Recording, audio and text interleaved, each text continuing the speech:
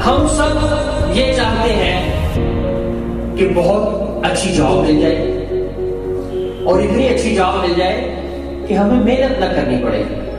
हम सारे चाहते हैं कि पैसा मिले लेकिन बगैर मेहनत के मिले। ऐसा नहीं होता, हो भी नहीं सकता।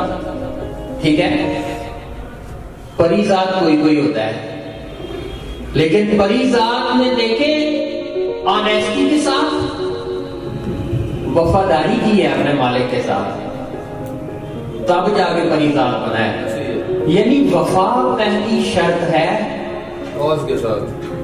आपका बॉस कौन है? मेरा बॉस कौन है? अल्लाह। वफा पहली शर्त है, याद रखिएगा। कैरियर बनेगा लेकिन वफा पहली शर्त है। आप क्लास में हैं और सीख रहे हैं, आप जितनी ऑनेस्टी के साथ सीखेंगे ना, आपकी पर्सनल डेवलपमेंट हो रही है, आपकी पर्सनल डेवलपमेंट हो रही है।